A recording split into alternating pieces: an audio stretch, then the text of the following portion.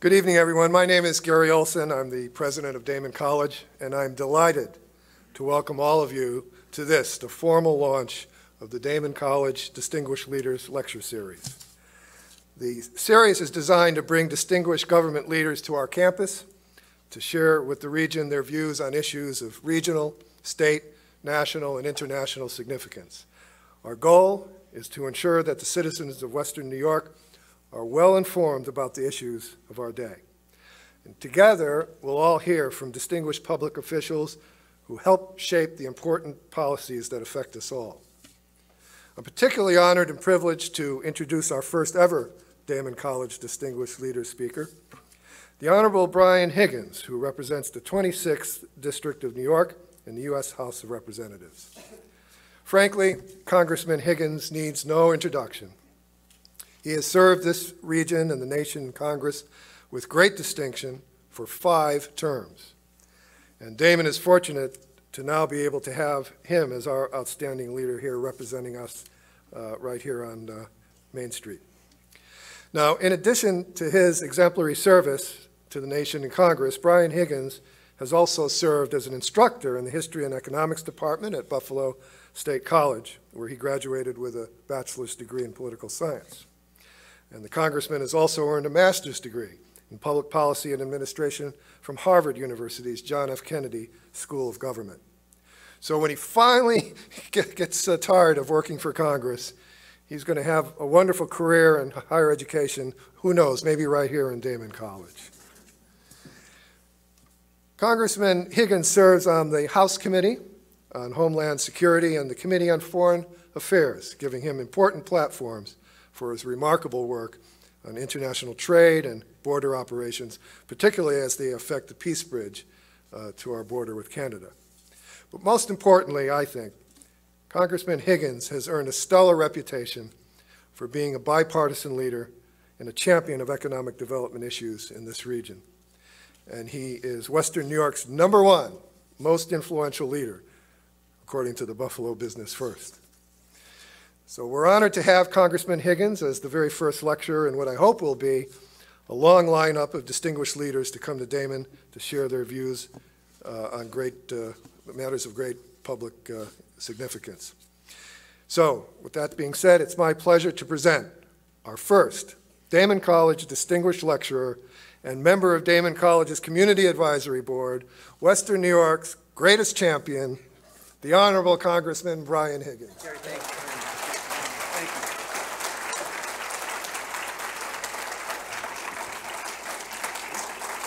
Thank you very much. Thank you very much. Thank you. It's a couple of things. It's all downhill from here. And let me just say that Gary brought up this survey that was done. It was very unscientific, ranking me the most influential power player in Western New York by Business First. When I can convince my kids to shovel the driveway, I will really have been influential. Let me also congratulate Daemen College in the new leadership of Gary Olson for initiating this speaker series. It's very, very important. The next speaker you'll have here is Eric Cantor. You should come and listen to Eric. Eric's a very, very bright guy. He is the Republican majority leader of the House. He's been around for a long time. He's a great American. He's got a great career ahead of him, and we disagree on a lot of things. But I often say, as a student of politics and as a practitioner, my tradition, our tradition, the American political tradition, is that Washington is a place where people go to resolve problems, not to accentuate them. And I will tell you, Eric Cantor and I have very different views of government, but we agree on so much more than we disagree about.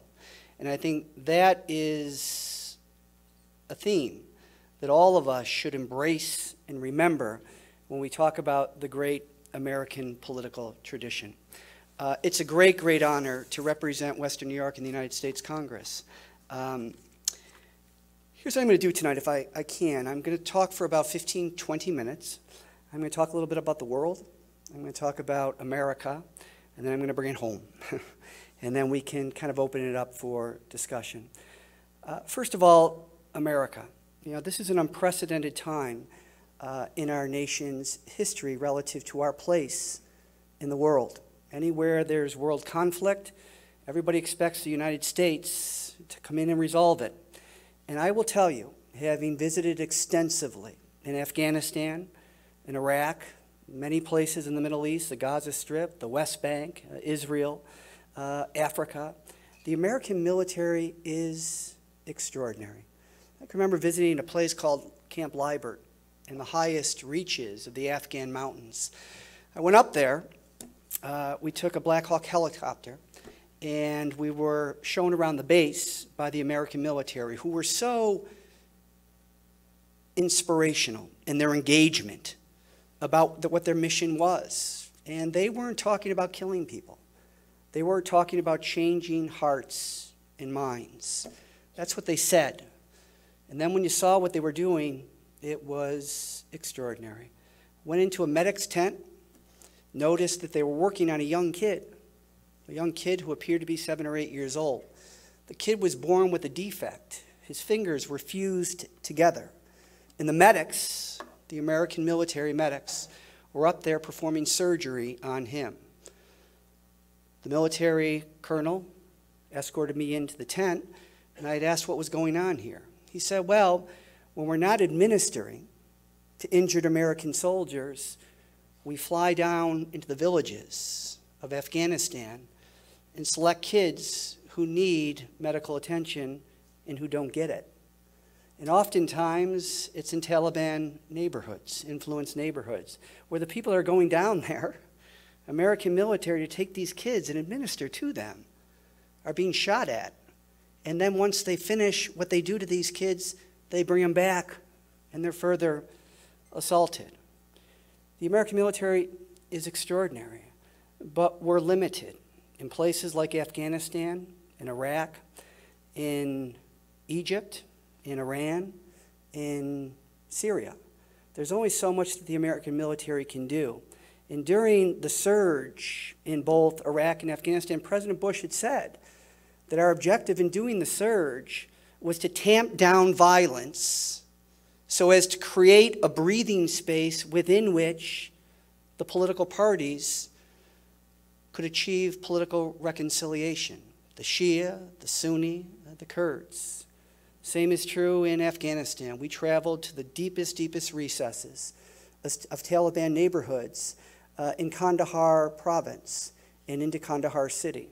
In Kandahar city, the literacy rate for women is 1%. In Kandahar city, the literacy rate for men is 15%. What are we doing there? Well, we're trying to build up an Afghan security force and an Afghan army so as to be able to pull out at some point so that they can effectively fight the Taliban.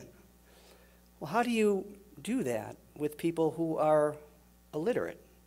Well, you have to build schools. You have to build roads to get them to the schools.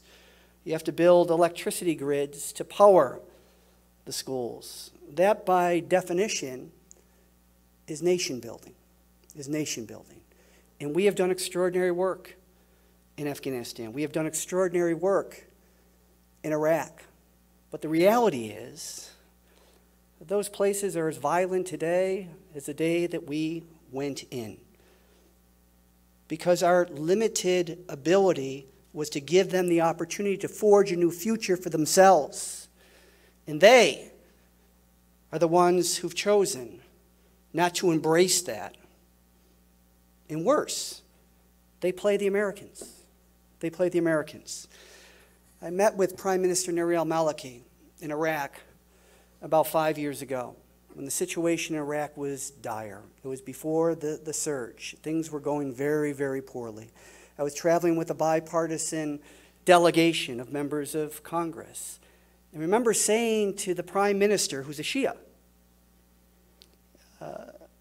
Americans are frustrated with the lack of progress toward political reconciliation between Shia and Sunni and Kurds, with lack of progress toward an agreement to share oil revenues so that the Iraqi economy can grow.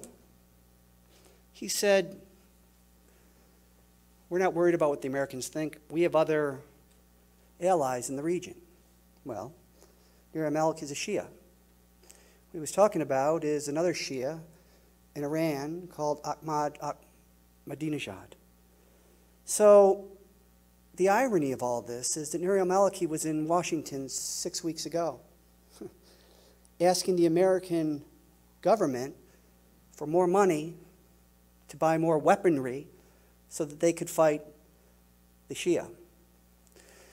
Well, there's a great book out right now. It's called The Second Arab Awakening by Marwa Mawasher, who basically argues that the Middle East is a pluralistic society.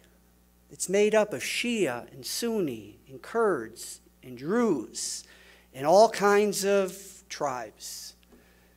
So that unless and until these communities can come together and decide to forge a new future for them without American military involvement, there will never be peace and prosperity in the Middle East.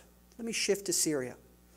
Around Labor Day, this past year in 2013, the White House was calling around and they were asking if I would support the President's request for congressional authorization to use force in Syria. I said, "Do you have a column for the strongest no?" He said, "No." I said, "Now you do. Now you do." And let me explain why. Bashar al-Assad is a bad guy. He is a bad guy. He should be tried as a war criminal in an international tribunal. He has used chemical weapons against his own people, sarin and mustard gas. He has beheaded people. He is the last minority regime in the Middle East. He's an Alawite. It's an offshoot of Shia, but it's only 7% of the population.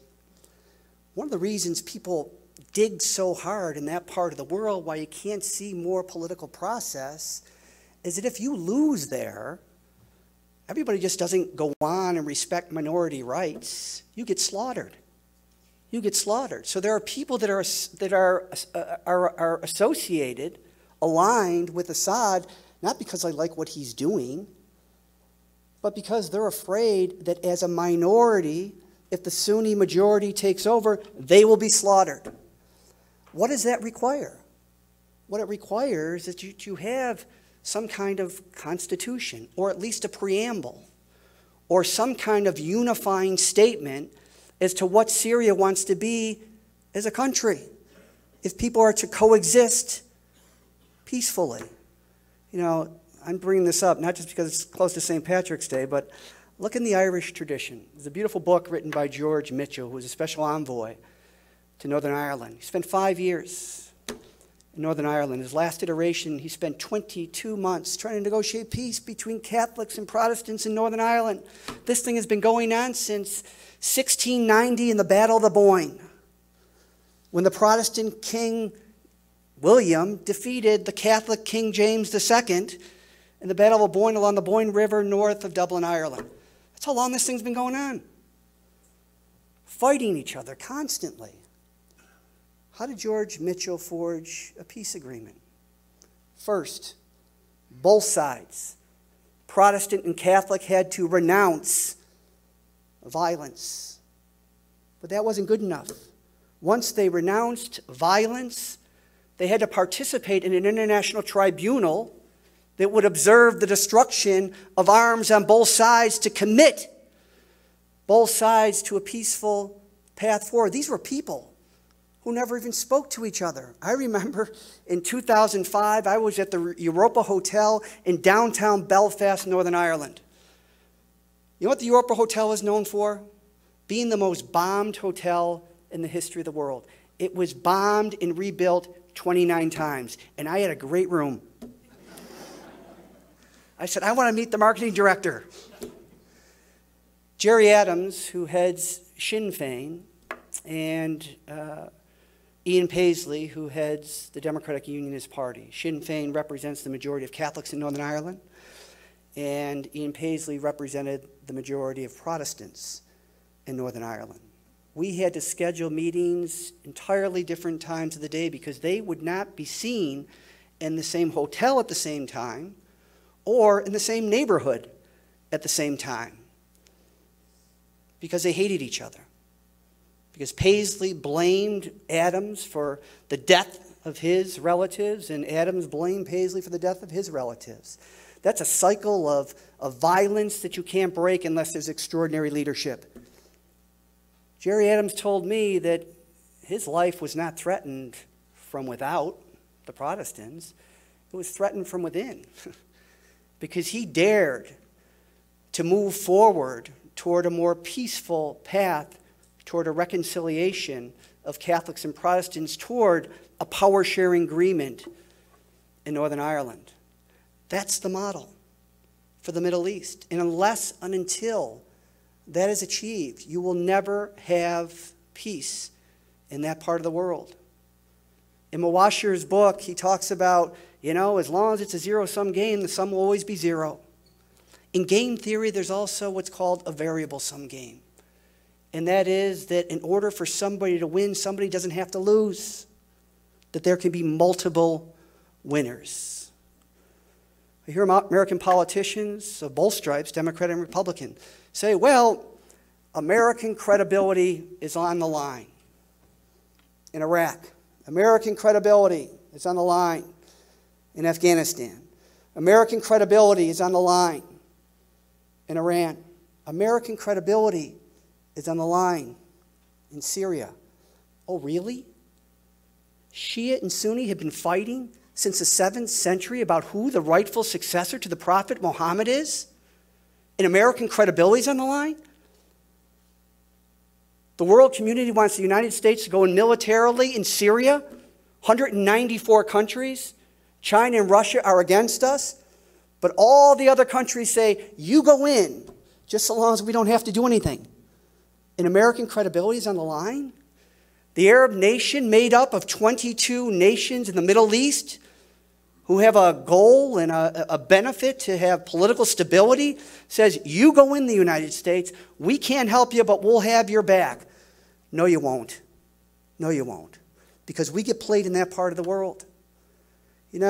Afghanistan, I took a trip there a couple of years ago, and the president there is Hamid Karzai. Karzai is a very seductive figure. He speaks perfect English, very fluid English, with a beautiful British inflection. We go into the presidential palace, and we have been in Afghanistan for almost a decade. And President Karzai presides over the most corrupt and poorest government on the face of the earth. So I said, Mr. President, we traveled a good distance here to come and see you. I'm all about the exchange of pleasantries, but I have to ask you a very, very direct question. How is it that I, as a member, how is it that any of us as members of Congress, both Democrat and Republican, justify continued support for a government that presides over the most... We have to bribe your brother to help you build a democracy in Afghanistan? Well, Congressman, you don't understand. Oh, yes, I do, sir. Well, if all the money that came from Western support, including the United States, came through me and not through non-governmental organizations, there would be a line of accountability, and we would be able to ensure that there was good progress from the money that you gave us. Sir, with all due respect, the reason it goes through non-governmental organizations is because nobody trusts you. Nobody trusts you. So this is, what we're dealing with. You just spent $1.7 trillion in Iraq, 500,000 American troops, 6,800 who were killed, young soldiers coming back both mentally and physically damaged. It is incredible the price that we've paid for other people. I think it's time that we nation build, not in Afghanistan, not in Iraq, but right here at home in America. Because, America has a great tradition. It's the greatest public partnership in the history of the world. It's the most dynamic economy in the history of the world. And we, in this country, inspire other nations. Why? Because we respect minority rights. We believe in the rule of law and the separation of powers. Believe me, I'm sometimes believing that a benign dictatorship would be much better. But that's the American form of government. That's what we chose. It's very Madisonian. It has checks and balances. Oftentimes progress is not made. But in the last couple of years, Congress hasn't served the nation well. Both parties. You know, as I said, there was a time when Congress got together. Democrats and Republicans, conservatives and liberals, they didn't compromise their ideology, but they always knew that they had to move the ball up the field. You know, Rich Lowry just wrote the book. Rich Lowry is the editor of the National Review. He wrote the book Lincoln Unbound. He's critical of his Republican Party, saying that they've lost the Lincoln tradition of being aspirational, making public improvements in certain areas that are isolated so that they could realize their full economic potential. What's happened to our country? Well, I think we're caught up in the 24-hour news cycle. Both parties are equally guilty. Permanent presidential campaign and no progress for our country. Here's the problem. The rest of the world is catching up. In fact, they're beginning to surpass us. You know, there's a great book by Fareed Zakaria called The Post-American World. And he basically argues that it's not that America is in a decline, a rapid decline, but other countries have now, because of information technology, because of globalization, can now plug in and play. So regardless of where you are economically in the world, you're as powerful as a big country, a small country is as powerful as a big country, because everybody has that ability. And in this hyper-connected world, smaller companies have a greater ability. Why? Because they're more agile. They can adjust to changes. But we have a corrosive political system that's not serving the nation well. Perfect example, most recently, failure to increase the debt ceiling. Look, you know, the American political system, there's way too much debt and deficit each and every year. But how can you, Congress, when you have the constitutional authority to set tax rates and spending levels, and you, Congress, both sides, agree that you're going to spend $800 billion more in a given fiscal year than you're taking in revenues, not raise the debt ceiling? The logical extension to all of that is to raise the debt ceiling. If not, submit a balanced budget, then you won't have to raise the debt ceiling. But this does real and permanent damage to the American economy. I used to teach history in economics and loved it very much, and I used to say to my students, you don't need books for this class. We're going to talk about the economy and what it is. And what the American economy is 2/3 consumer confidence. We're a consumption economy in America. Before the 1960s, the United States used to make things and sell them to the rest of the world. Now the rest of the world makes things and sells them to us. We consume. We're the strongest economy economically on the face of the earth. But we have to provide businesses a sense of vision, a sense of stability, a sense of order, so that they can make decisions about their own investments moving forward, as opposed to a quarterly congressional drama-driven debate about the debt ceiling. Another great book called That Used to Be Us by Tom Friedman and Mike Mandelbaum. They're foreign policy experts, but they often say every time they write a book about foreign policy, it always ends up about America. Invariably it does. Now, they were talking about Mike Murphy, who is a consultant for John McCain, presidential campaign, very brilliant guy in Washington. They asked, Mike, you're a political guy. Tell us what's wrong with the political system. He said, an advertising agent once told me, and this makes a lot of sense, he said, why didn't McDonald's ever attack Burger King? to say that their meat was tainted, that it was full of maggots, because you don't want to damage the brand. If everybody moves off of meat, they're both dead. That, unfortunately, is what we've done in our American political system. Both parties have sought to delegitimize each other. And you have paralysis, you have name-calling, and you have lack of progress toward what we need to do as a nation to retain our economic superiority. I'll give you another example. You know, all of you drove here tonight, as I did, and all of you have had a difficult time navigating through all the potholes. And I'm here to tell you that, you know, we've had a pretty tough winter, but it's not the winter that created the potholes. It's bad roads in the first place that haven't been repaired, that make them so susceptible to the dramatic weather changes that we've had over a 3-month period. What do I mean by that? Congress last year approved $53 billion to rebuild the roads and bridges of America, a nation of 300 million. You just spent $89 billion rebuilding the roads and bridges of Afghanistan. There was a report in the New York Times 3 weeks ago how all the roads and bridges in Afghanistan that we built are falling apart for 2 reasons. One is there's no maintenance program to take care of them, and the other is the Taliban sets improvised explosive devices to kill our people on those roads. 63% of all deaths and injuries of American soldiers in Afghanistan are attributed to improvised explosive devices. You know how you defeat an IED? Don't be there. Don't be there.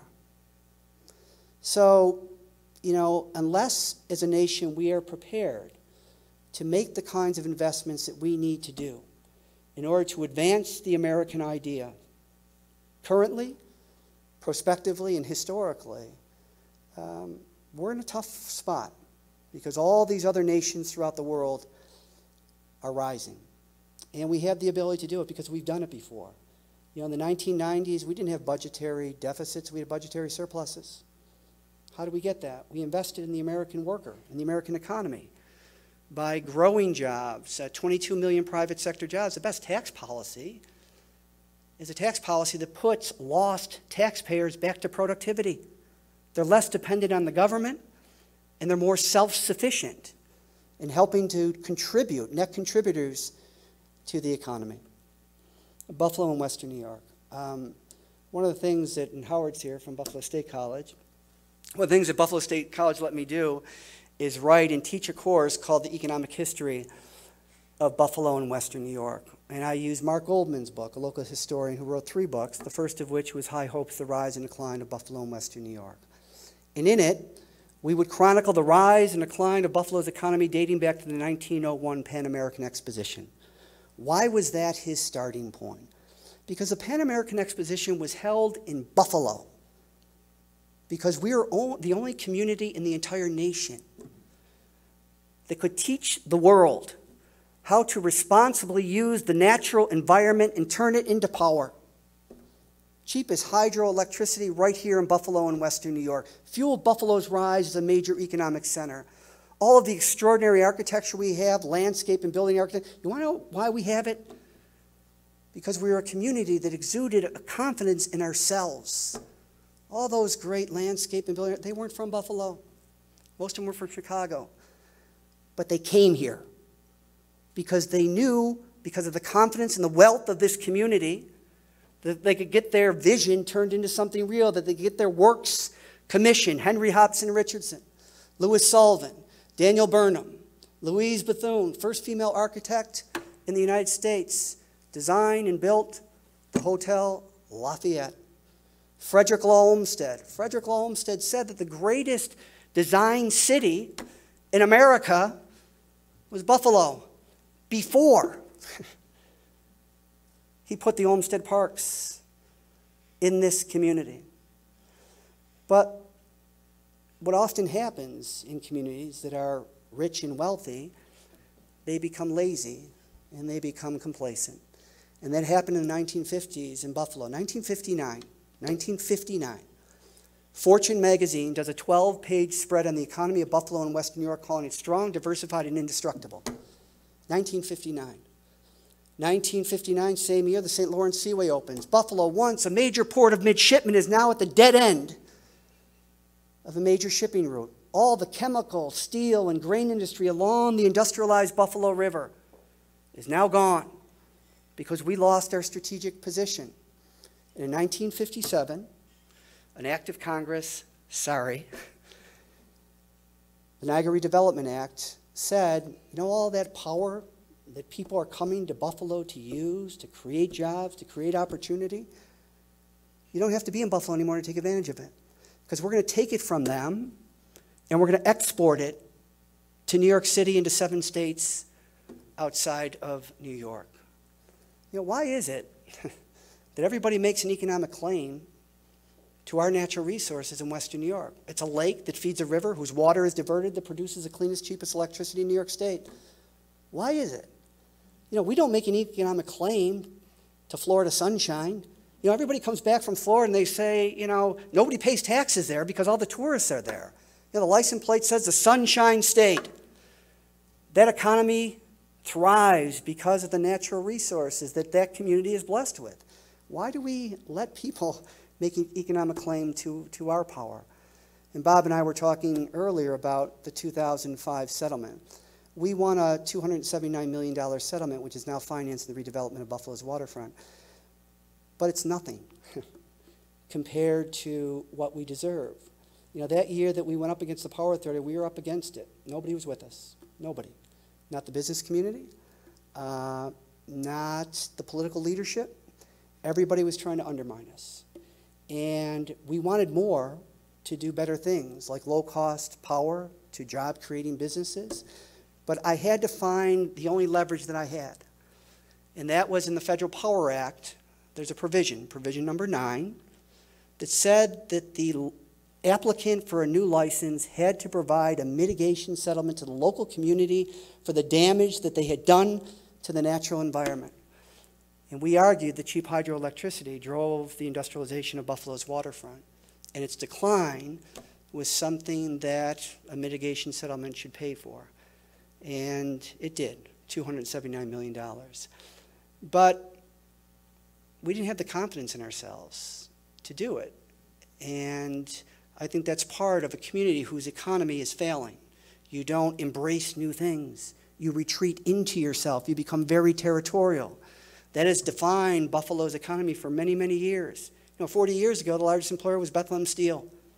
And while union management were fighting over wages at Bethlehem Steel, the Germans and the Japanese were embracing new technology to make steel that was lighter, cheaper, cleaner, and stronger. So you've always got to be in a continuous improvement mode. It's Peter Drucker, it's all kinds of management experts that talk about these kinds of things. Here's the good thing. 5 years ago, 12% of the respondents to public polling said that the city and the region were moving in the right direction, 12%. Today it's 78% say it's moving in the right direction. But momentum doesn't do you any good unless it can be sustained over the long term. There's been great progress on Buffalo's waterfront. Bass Pro wasn't our future. You know, I often tell people that we're critical of that decision to call them out. You know, they were here for 9 years, and not a shovel in the ground, not any construction whatsoever. Buffalonians learned a hard lesson. That is, the attraction to the waterfront is the water. So we created Canal Side. You know, 5 years ago, there were no events there, and there were no visitors. This past summer, there were 800 events, from yoga to concerts, and there were 1.2 million visitors. Under construction today is the Old War Memorial Auditorium block, $20 million in public investment, which will create an outdoor skating rink that'll be 3.5 times the size of Rockefeller Center in New York City.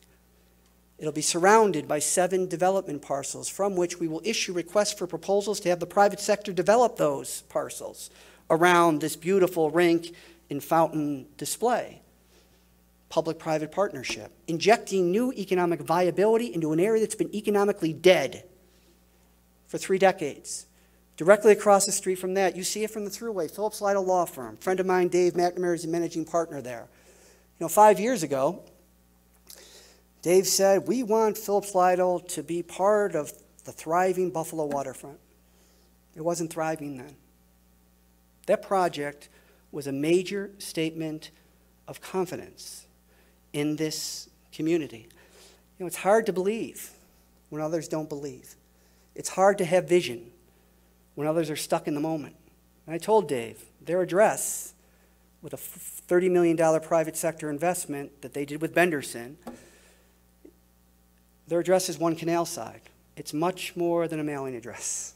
It's a statement of confidence and commitment to this community. And as you know, the Buffalo Sabres are undertaking about a $200 million investment in the Webster block. All of this is right within a 4-block area that was economically dead for the past 30 years.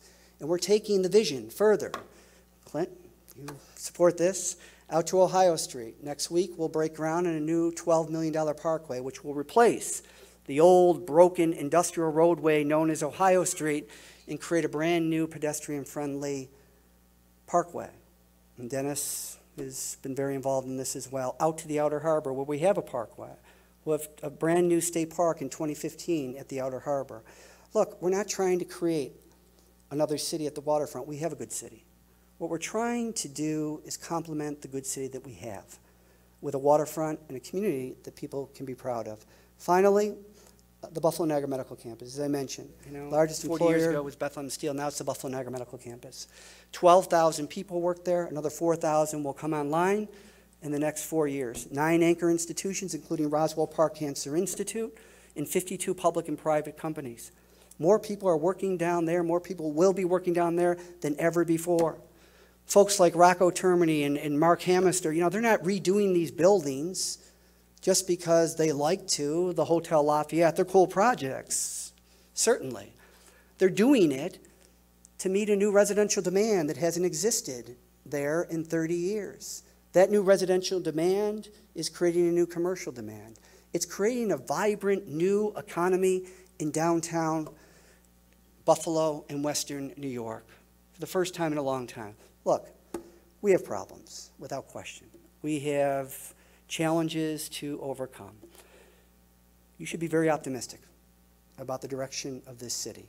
We have made great progress over the past 5 years, but we're just getting warmed up.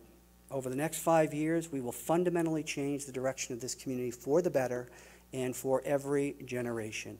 And I will tell you, people sometimes say, well, Congressman, you got a big district. You have a suburban constituency. You should focus a little bit more on the suburban constituencies. Look, people are as passionate about downtown Buffalo and downtown waterfront development in Amherst as they are in Springville or anywhere in the city of Buffalo. So let's keep moving forward. Gary, thank you very, very much for doing this, and I'll take any questions you may have.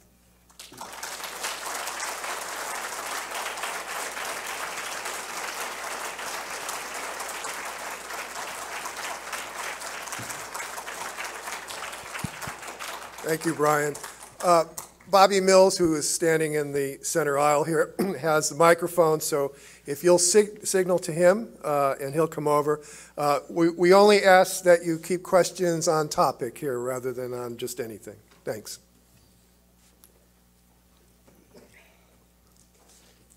Good evening, and thank you for taking my question. Could you please comment on... I haven't taken it yet, no.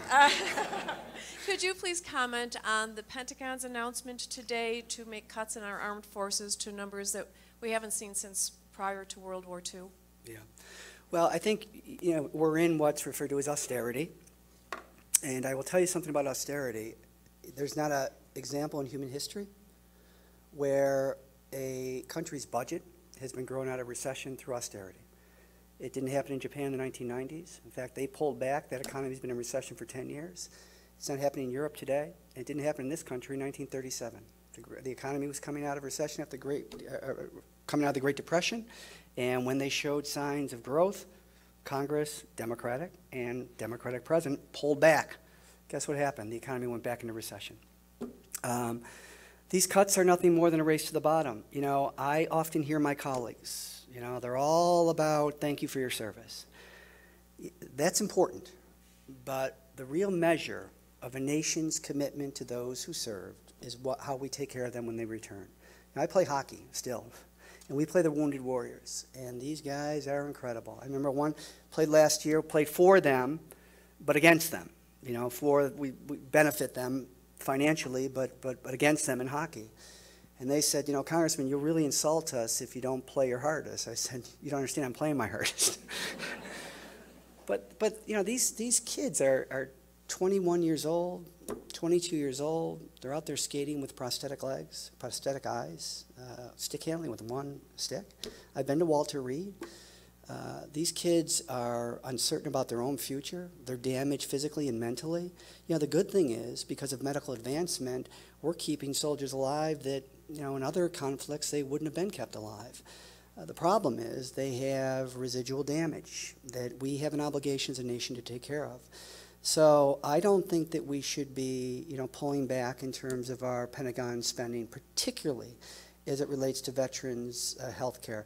Look, we spend a lot of money, more than every country in the world combined, on the military, and we have an extraordinary military. We shouldn't give that up, because the military has also been a catalyst for commercial application for the internet. It wasn't Al Gore that invented the internet, but it was the Department of Defense. And the private sector said there's not viable commercial application for this.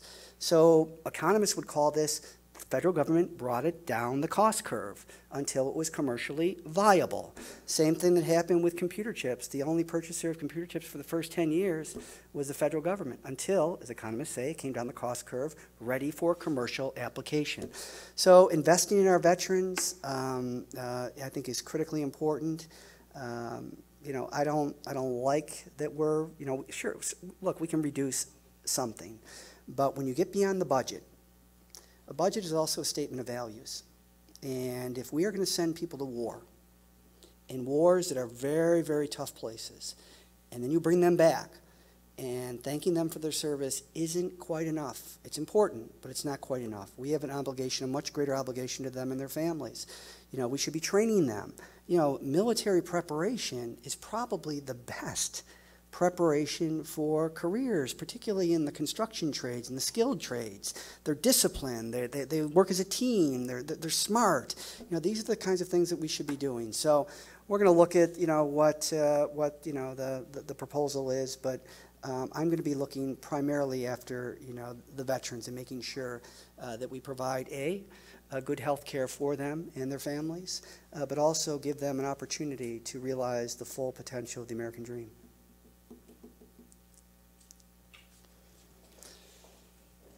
I'm good. I got it. Okay, thanks. Congressman, I think one of the reasons that the United States is held in low esteem globally is because we are the greatest exporter of mayhem on earth in terms of the arms sales that we have. I mean, that's the face of America. I think we would be viewed much more favorably, and the world would be a better place if America's greatest export were prosperity. Because when, as you know, when people have something to protect, they have ownership of something, they're going to, you know, stop fighting, and they're going to try and be productive. Yeah. I don't understand why we haven't been able to make that connection. Yeah. And to a further point, as a congressman, you're responsible, Congress is responsible for allocating money. You know, the president proposes and you dispose. Why should our healthcare system, why should our National Institutes of Health be such a sliver of the budget when we all know we're going to get sick and die? We don't all know that we're going to be in a war, right, but we all know that we're going to be sick and eventually die. Why can't we allocate, why isn't there a discussion of, look at the budget, do a pie chart. Here's what we're allocating to keep people alive. Here's what we're allocating to try and kill people. Yeah. Why is that discussion never happen? It does, every day. But let me just take the issue on prosperity. And that's why I didn't elaborate, but I made reference to nation building at home. A strong, prosperous America that provides opportunity for its citizens, for those who play by the rules and work hard. That's the greatest inspiration to every country in the world. And it's particularly true today because of information technology and the fact that we're hyper-connected. That, you know, kids, for the first time in Iran, a nation of 90 million people, see how the rest of the world is living. And that's what is the basis for the revolutions that are occurring in places like Egypt, in Tunisia, in Iran, because these people want to be like we are. They want that kind of life. That's a very, very good thing. But what I'm saying is we're allowing our economic prospects to decline. We have suboptimal outcomes because we're not investing in the American economy, education, scientific research, and infrastructure. And all of these things have a material impact on the growth of the economy in this country. But in this hyper-connected world, we are also being observed by every other country in the world. And particularly, and you look at the Middle East, about 70% of the population is under the age of 30. They want to live a different life, and we should be providing that example so that they can put pressure on their governments to evolve economically, and that's not happening. America right now, you know, America's 5% of the world's population, 23% of the world economy. China is 20% of the world's population, 7% of the world's economy. They haven't caught up with us yet. They're getting there. They're getting there. But here's what I would say to my colleagues, both Democrat and Republican. Stop whining about China. You know, most jobs aren't outsourced to China. They're outsourced to the past. It's the inability to embrace new innovation, new technology, to figure out whatever you're doing today, how you can do it more efficiently and effectively tomorrow, because if you're not, somebody else behind you is. Yeah, China cheats in their currency. They treat their people poorly. They destroy their environment. But they're also going to outpace us in the number of patents that they produce. Why is it important? Patent production is an indice of future economic growth.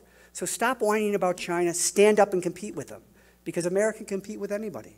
But we have to get our priorities straight. And, you know, what you're talking about is a debate that occurs every day in Washington, granted without a conclusion. Oh, I'm sorry.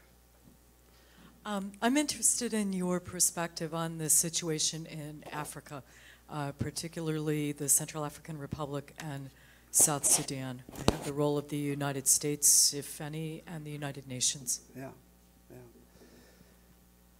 I've been to Sudan. I've been to the refugee camps in Darfur.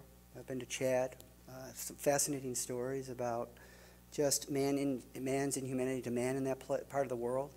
There was a kid from our neighborhood, South Buffalo, International Agency for International Development, U.S. Agency for International Development, kid by the name of John Granville. John Granville, 6 years ago, was at a New Year's Eve party in Khartoum, in Sudan, was coming out of the British Embassy and was murdered by 4 Islamic extremists. Grew up in South Buffalo, 2 streets from me on Coolidge Road. Went to Canisius High School, went to Fordham University, and went to Clark University in Massachusetts. John was 33 years old. You know what he was doing? At that time, he was bringing solar-powered radios to a remote village outside of the capital of South Sudan, the newest country in the world, right outside of Juba. And the purpose of his mission under U.S. Agency for International Development was to prepare that population for elections and for independence. You know, Sudan is Arabic-speaking and Muslim. South Sudan is largely English-speaking and Christian. Most of the oil infrastructure, most of the oil is in South Sudan, but the infrastructure is right over the border in northern Sudan. It's a tough situation. I think what we have to continue to do, as we have done and we are continuing to do, is provide that kind of development aid through the United States Agency for International Development so that, you know, we can develop a functioning society there. You know, it's one of the poorest places on the earth. There is atrocities occurring every single day there. You know, this is the process of nation building. You know, we often say, you know, I hear it, American politics, you know, American credibility is on the line if we don't intervene there or here and everywhere else. Look, we went through, in our country, a very bloody civil war. 650,000 people were killed in this country.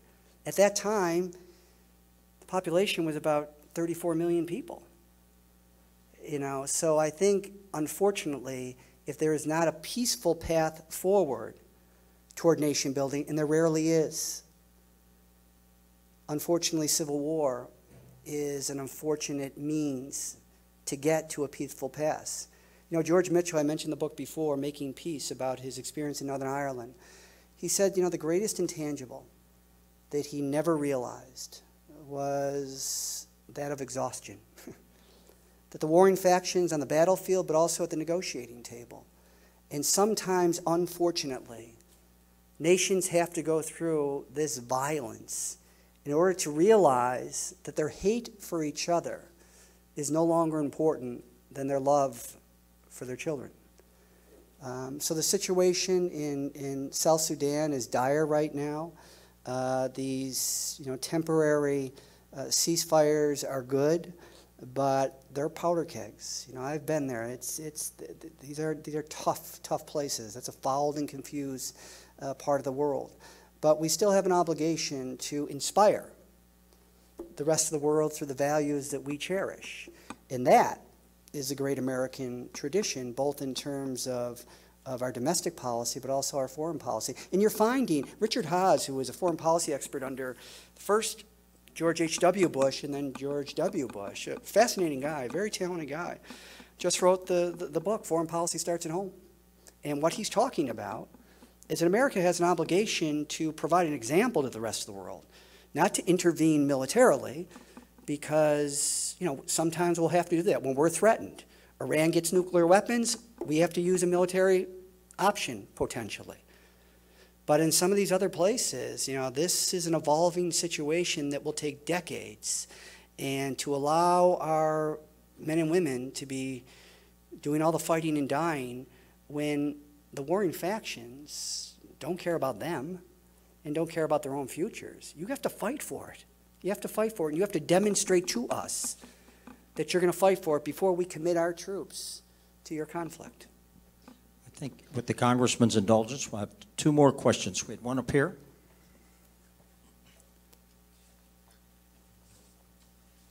Thank you. Earlier you touched on the deficit and how there's the issue of we either need to agree to cut back on things to create a balanced budget or raise the debt ceiling, which we seem to be failing to do either.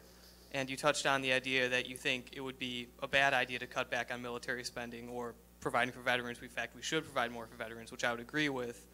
What then, in your opinion, is the measure that we should take to deal with the deficit? Yeah. What the problem, and let me just be very clear about this, the problem that you have in the American economy is lack of growth, During the 1990s, I'm not even going to attribute it to an administration, a specific administration, but in the 1990s, you had 4% year-to-year economic growth sustained over an 8-year period. 4%. Most economists would characterize that as robust growth. We would envy that today. We have growth at about 2% today, not enough. It's not enough to sustain the current level of employment. That means if we continue to grow at this anemic rate, our unemployment rate will only go up. So what we need is growth. How do you produce growth in an economy? You invest in the economy, making your workers more valuable in an international, global economy, making advances in scientific research, in cancer research, in other areas. If America doesn't do it, nobody's going to do it. And making investments in your infrastructure. Infrastructure, the condition of your infrastructure has a material impact on your economy nationally and on a state-by-state basis. It just does. So you have to invest in your infrastructure, roads and bridges, to more efficiently move goods and services. If you don't, what do you have? You have traffic congestion. That costs money. That does damage to the environment. It's not productive. So, we should be making a major investment in growing the American economy by making a major investment. There's a great group called, it's a centrist group. It's not ideological. It's not right or left. It's called the New America Foundation. The New America Foundation has a report that says we should invest $1.2 trillion in rebuilding the roads and bridges of America. And if we did that, we would create 27 million private sector jobs in 5 years. 5 million jobs in the first year, 5 million. That's the kind of 4% economic growth that we need over a sustained period of time. You spend $1.7 trillion, the economic growth that will come from that will cut that outlay in half to $600 billion. Talk about returning veterans. There's a great program called Helmets to Hard Hats. All the construction trades are involved. It takes veterans who are already well trained with their discipline and hard work and commitment and expedites their apprentice training to put them to work. But if there's no work, they can't be productive. So investing in our economy, but don't buy into, the talk radio nonsense about ginning up fear and anxiety. Think for yourself. You're a young kid. This is your country. This is your community. This is your school. But don't allow people to give you false choices. The great American tradition, and it's been both Democrats and Republicans have achieved it. Democrats and Republicans have achieved it by working together. I often, Tom Reynolds, who's a Republican colleague, no longer in Congress, Republican conservative. Tom Reynolds was a master politician, and I mean that in the best sense of the word, because he always got the deal done without compromising his political ideology. You may disagree with his political ideology, but in the end, he got the job done. And that's the great tradition. That's what Rich Lowry writes about. Democrats, all the great statesmen in this country have been principled pragmatists. They don't compromise their ideology, but they understand that there's 435 members of Congress, there's 100 members of the Senate, there's one president of the United States, and everybody can't have their own way.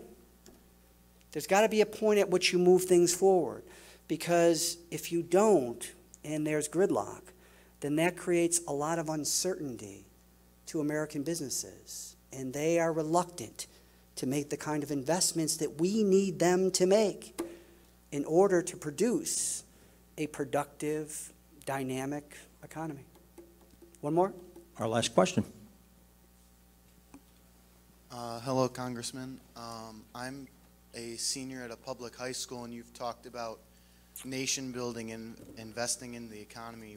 Wouldn't you say that helping fix the education system would be a great step forward in that effort? Yeah.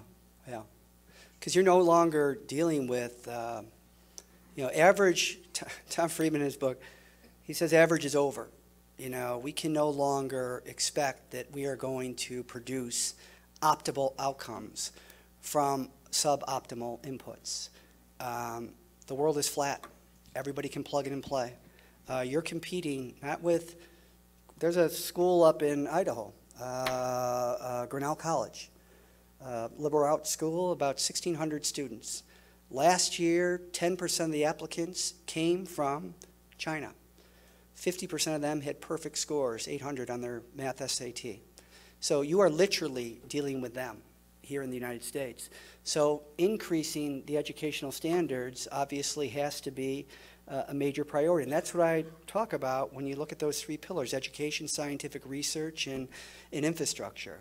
And it's figuring out what you need to know. You're an immigrant in the hyper-connected world. There's no legacy plan here for you.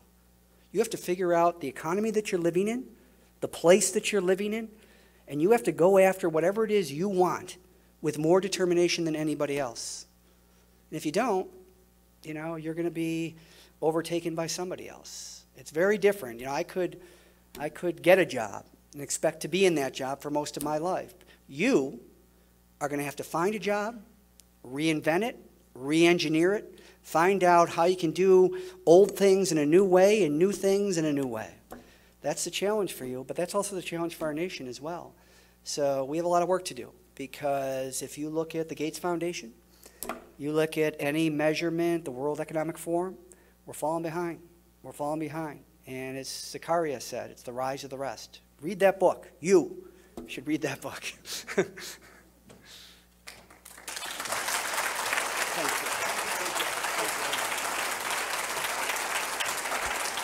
Boy, isn't he good?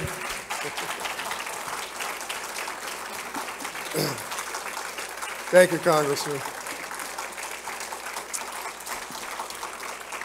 And I'd like to thank all of you for coming. As you heard earlier, our next speaker will be here on March 10th, and that's Eric Cantor. He won't be here in the evening. He could only do the afternoon, so he'll be here at 2 o'clock. So we hope to see all of you on that day as well. Okay, thank you again. Have a good evening.